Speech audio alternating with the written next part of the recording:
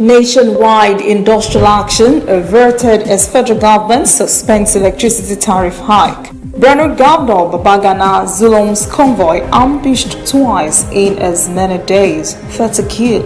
In international news, COVID-19 global deaths near 1 million. And in sport, Austria to allow 10,000 fans for Eagles friendlies.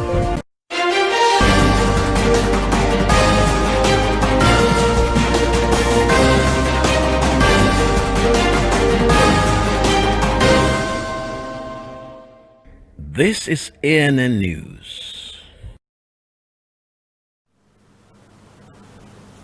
I am Olajumoke Olatunji. The Nigerian Labour Congress and the Trade Union Congress have suspended the planned nationwide strike that was to commence today. The strike was planned as a protest against the recent increase in electricity tariff and the hike in petrol pump price. After a marathon meeting with Labour leaders on Sunday, Minister of Labour and Employment Chris Ngige announced the decision by both parties to suspend the planned strike. He said a 2-week timetable has been set for a technical committee of Labour leaders, government agencies and ministries to look into issues of the electricity tariff hike. The committee is charged with the duty of harmonizing the basis for the new tariff because of what he said was conflicting information that was not in sync with the National Electricity Regulatory Commission's policy that guided the tariff hike. Electricity distribution companies have been ordered to halt the application of the new tariff during the 2 weeks. On the issue of fuel pump price increase, both parties have agreed to rehabilitate the nation's refineries to reduce fuel prices. Minister of Information and Culture Lai Mohammed wants Nigerians to be patient with President Muhammadu Buhari on the issue of price hikes. He says better days are ahead. He made the call in Lagos on Saturday during a meeting with online publishers. The minister said it was more coincidence that the hikes in both the pump price of fuel and electricity tariff happened simultaneously. He said even with a hike in fuel prices, Nigeria still has the cheapest fuel prices and electricity tariff in all of West Africa. The minister said the government was forced to take some tough decisions in order to mitigate the effects of the economic slowdown and the drastic fall in government revenues. Mohammed said when oil prices collapsed at the height of the global lockdown caused by COVID-19, the government had to deregulate PMS prices. He said the international prices of crude oil on local fuel prices would not last forever. He also said the emergence of modular refineries in the country will help in lowering the cost of petroleum products. Twice in as many days, Boko Haram terrorists have ambushed Borno State Governor Babagana Zulum's convoy along Cross Kwara Baga Road in the state. No casualty was recorded in the second attack on Sunday, but 30 persons were killed in the first ambuscade on Friday. Governor Zulum had been flown to the area where he was to returning IDPs. The dead included 10 policemen and 4 soldiers. The second attack was on the same convoy on its way back to Maiduguri from Monguno, about 80 kilometers away. The town is host to thousands of internally displaced persons. Reports say one of the rear tires of the bus conveying the press corps attached to the governor was shot and deflated, but the driver was able to maneuver the vehicle, driving on the flat tire away from the scene. Meanwhile, Inspector General of Police Mohammed Adamu has condemned the attacks. Nigeria recorded to date 126 new cases of coronavirus infections in 12 states on Sunday.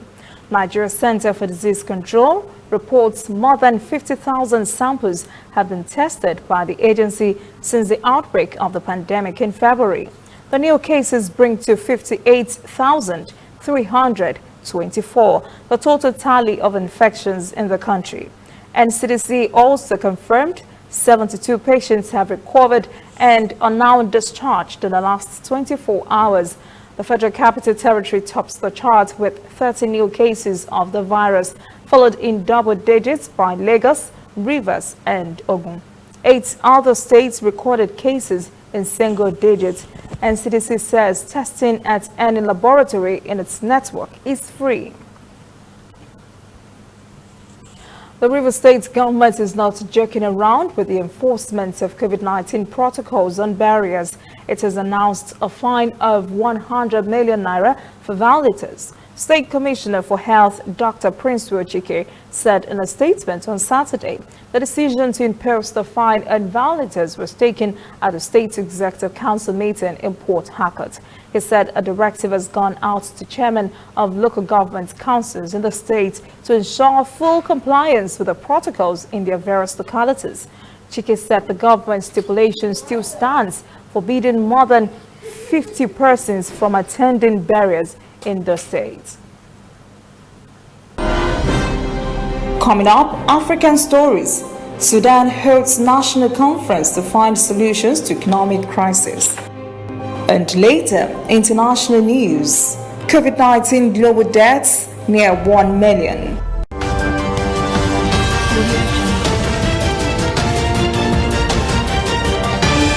You are watching ANN.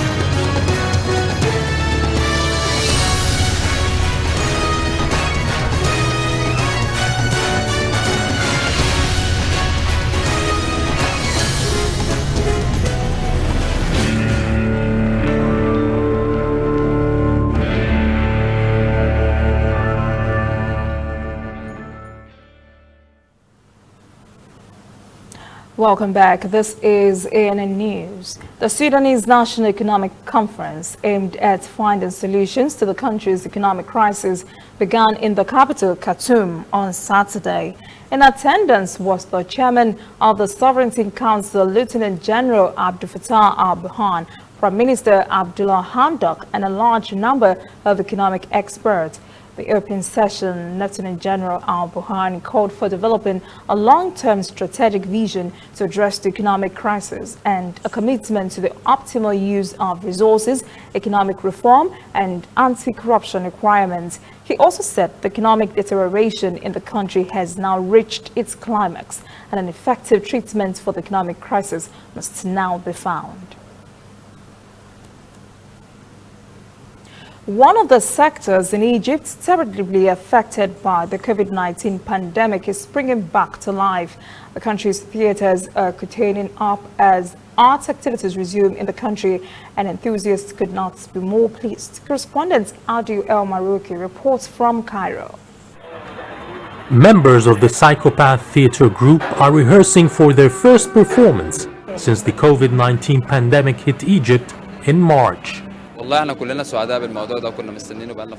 as artists and actors are very happy to perform again. We were waiting impatiently for this decision. Art should always be alive. It shapes nations. The play highlights the story of a man, an Israelite, who had been pious for 40 years, praying constantly and abiding by all rules, while Satan tries to corrupt him. Satan succeeds to corrupt the whole town and at the end reaches the pious man. It's about the eternal fight between good and evil. We have been ready to introduce the play since last February, but that was postponed due to the coronavirus. Now conditions are different to previous ones. We feel excited, but a bit tense and worried. But I'm sure the reaction is good. There are no official figures on the industry's losses in the last few months because of the pandemic. However, most artists have suffered as they have been out of work. After daily coronavirus cases dropped considerably in July, the government approved the resumption of plays, shows and movies in theaters, but only under certain conditions. The conditions set by the government require a 25% attendance limit in closed halls and 50% in open areas. Everyone going inside should wear a mask, and we provide sanitizers continuously to our visitors and employees. We wanted to stop using some chairs to ensure social distancing, so we decided to put pictures of our famous movie stars over the last half-century, the golden age of cinema, in the empty chairs. It received a lot of praise from the media and the public. The demand for the shows is increasing, though within the 25% or 50% limit attendance. People are now more relaxed concerning coronavirus and are going out more and attending events with health measures in place. And the audience seemed to enjoy every bit of their time here. It's the first show I've attended since the virus outbreak. It was the first time for me to go out of the house. It was a very good experience. I enjoyed the play a lot.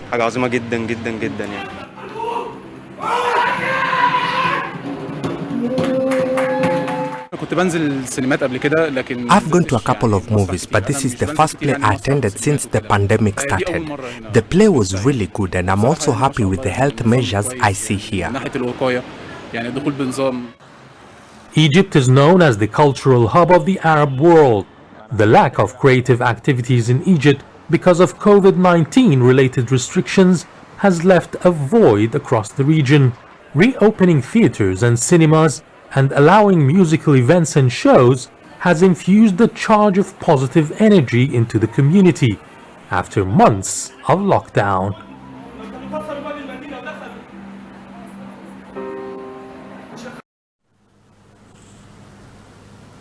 A sickle cell awareness fundraising campaign has been launched by Uganda's Ministry of Health to create awareness about sickle cell disease and to provide free screening services to stakeholders. The exercise is expected to help give specialized health care to promote awareness and testing and to provide telemedicine services. The campaign is a joint effort with CTI Africa Uganda Sickle Cell Rescue Foundation. A study has shown a prevalence of sickle cell traits at a very high rate of more than 13%. As a result, health authorities have called for premarital and newborn screening. The ministry's Director General for Health Services, Dr. Henry Nwebese, says the ministry will strengthen partnerships and ensure every sickle cell child is able to live a quality life. Sickle cell is a chronic illness that affects people from childhood and restricts them from participating in many activities that could affect their conditions. When we return, international news, COVID-19 global deaths near 1 million. And later, sports, Austria to allow 10,000 fans for Eagles friendlies.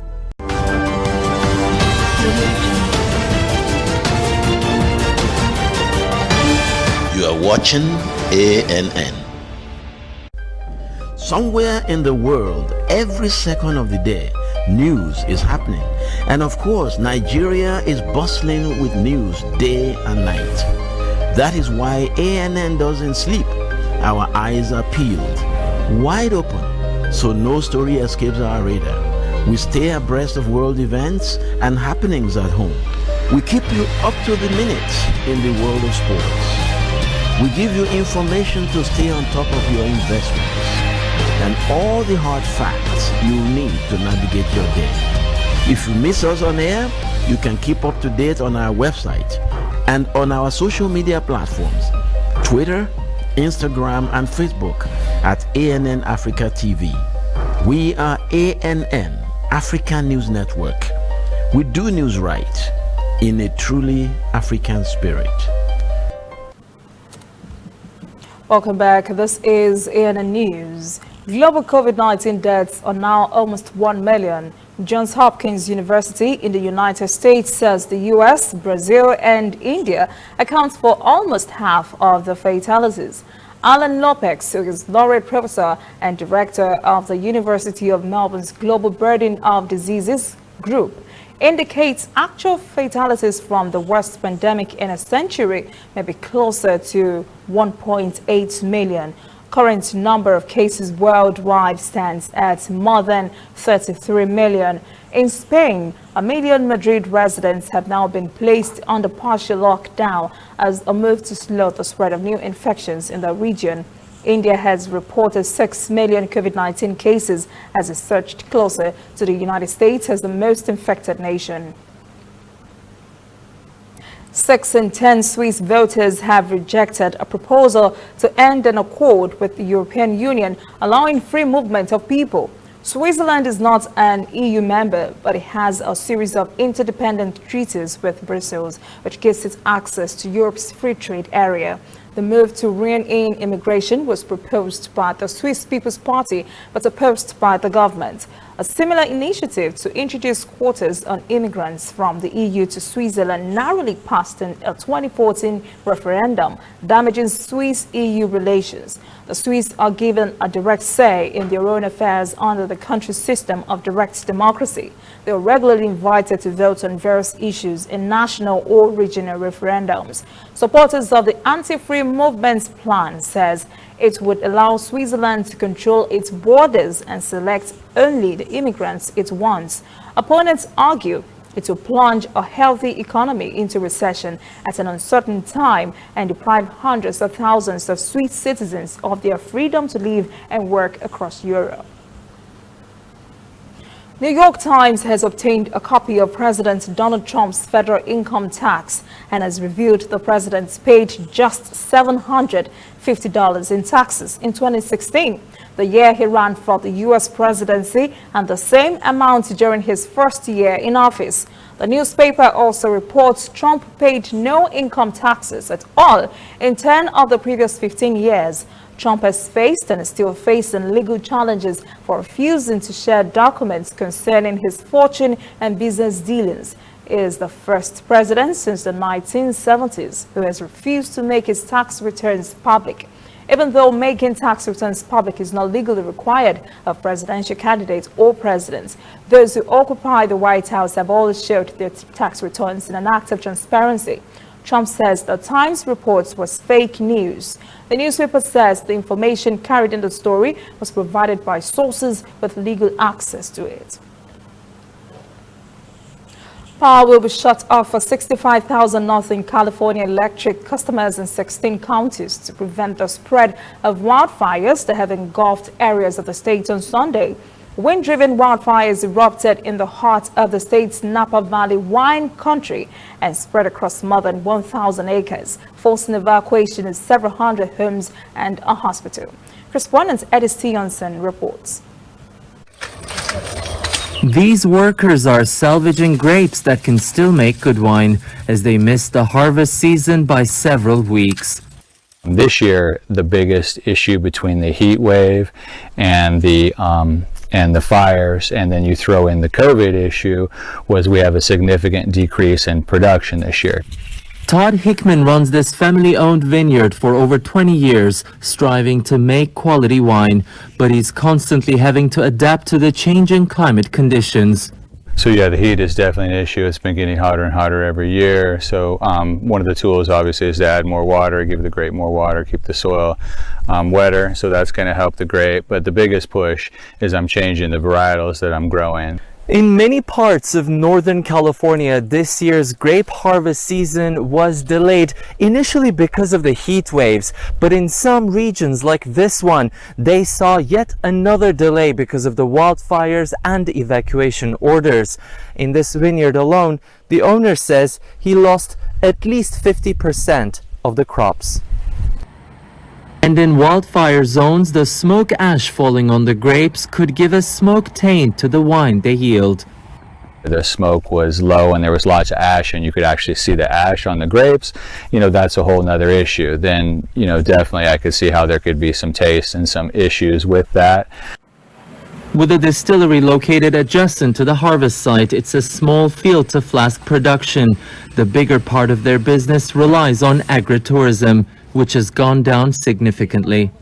More than like 75% of my business is down because the fact that we're not allowed to have events and people don't really come out for tastings because we were closed for a while. We are now allowed to be open for outdoor tastings. They were aiming to celebrate their 10th anniversary with the largest expected growth this year, but it's turning out to be the worst, and they aren't even bottling any wines this year. Because we don't have the tourists coming in and don't know when the tourists are going to be able to come in, we can't really do that right now. We can only take all of our money that we have and just put it towards bills. Their hopes for a gradual reopening were crushed by the wildfires. And one, it's super hot because it's been hotter than normal for summers, so they won't come out because it's hot. And then 2, they're not going to come out due to the fact that the air quality is horrible, and so no one goes anywhere. And 3, the fires have closed a lot of the freeways that people are going to be traveling on, so a lot of people can't even get to us anymore. Climate conditions and wildfires are transforming California's wine industry, while potentially reducing the number of bottles that will go on the market in coming months.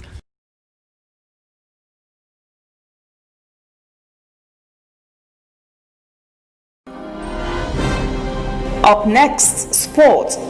Austria to allow 10,000 fans for Eagles friendlies. Please stay with us.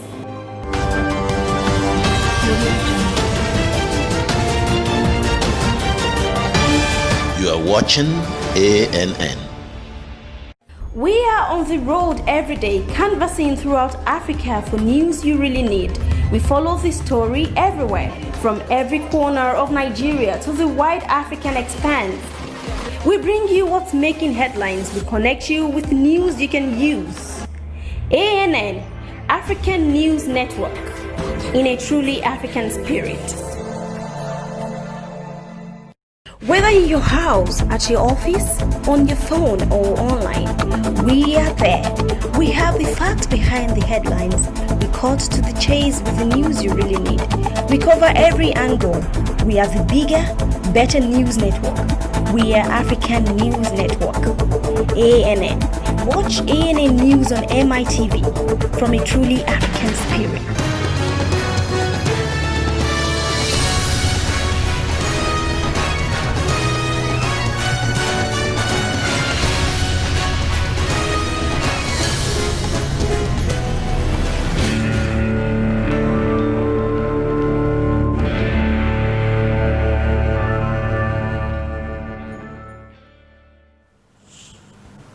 Welcome back. This is ANN News. In sport, at least 10,000 fans will be allowed to be physically present at the Super Eagles friendly games against Algeria and Tunisia. Both games are built to hold early next month in Austria. Coach Gernot Rohr has already invited 25 players, dominated by those based in Europe. The only one coming from outside Europe is Ahmed Musa, who is based in Saudi Arabia. Manchester City have agreed to a deal for Benfica St. Times. That is ANN News this evening. Thank you for joining us. For details on these and other breaking stories, visit our website, annafrica.news. Conversation continues on our social media platforms, Twitter, Instagram, and Facebook at ANN Africa TV. I am Olajumoke Olatunji. Have a pleasant evening.